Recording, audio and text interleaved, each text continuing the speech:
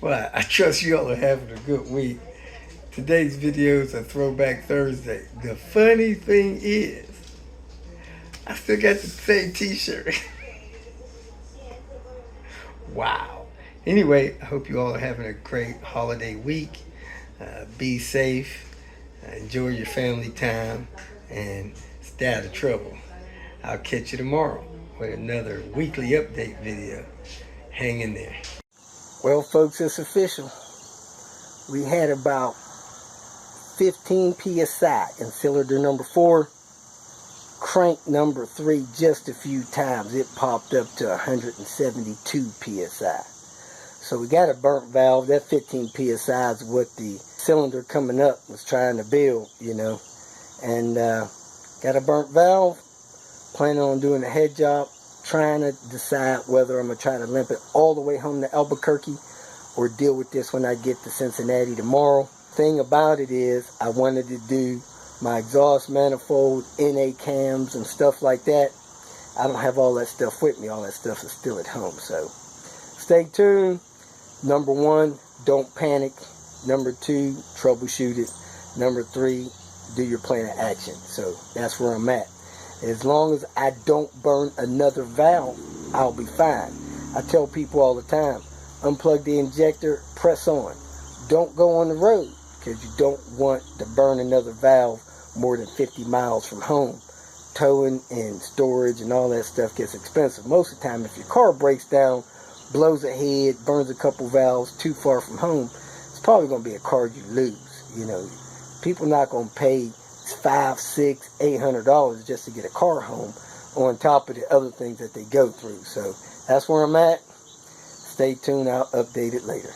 Just wanted to make my contribution to this database. What you see here is a 1995 Volvo T5 2.3 liter turbocharged engine that, you got it, you guessed it, has a burnt valve. You could probably tell that because I disconnected the fuel injector for the offended valve.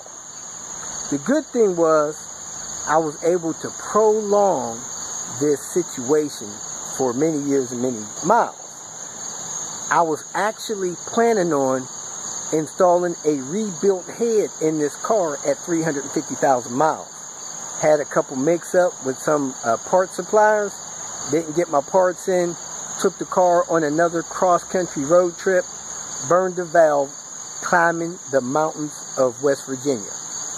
On one of those climbs, check engine light came on, cruising about 70, 75 miles an hour. Really couldn't feel that it had burnt the valve, but hey, it did. I had reached over, grabbed my scan gauge, scanned the code, sure enough had a burnt valve. Drove another, I don't know, 40, 50 miles to my destination before I unplugged the fuel injector. I might have did 75 miles. At any rate, I probably dumped 3 quarts of raw fuel down that catalytic converter before I unplugged it. Everything seems to be fine as far as continuing to drive. I parked the car in Pittsburgh. The next day, I drove around Pittsburgh a little bit. The day after that, I drove to where I am now, Cincinnati, Ohio.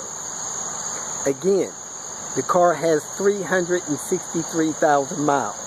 I only use 91 plus octane. I only use full synthetic oil. I believe my valve stem seals leaking is the primary cause.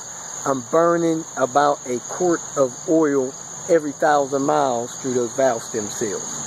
So, I also rev the engine up, which is supposed to help clean those valves off. At any rate, it happens sooner or later. The valve stem seals were bad when I purchased the car 5 or 6 years ago at 188,000. Car was smoking then, so I knew I had bad valve stem seals. I started using 1040 almost immediately. The temperature that I drive at is almost never under 20 degrees Fahrenheit, so 1040 is fine. That's my contribution.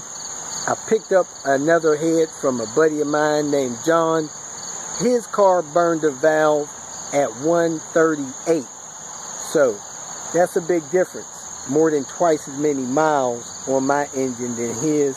At any rate, I'm going to try to get this head rebuilt here in Cincinnati, get back on the road, because driving around on 4 cylinders and in a turbo limp mode kind of sucks. If you feel that this information was useful, please like it and share it with your social media friends. You can subscribe to my channel so that you will get notifications of future videos that I post.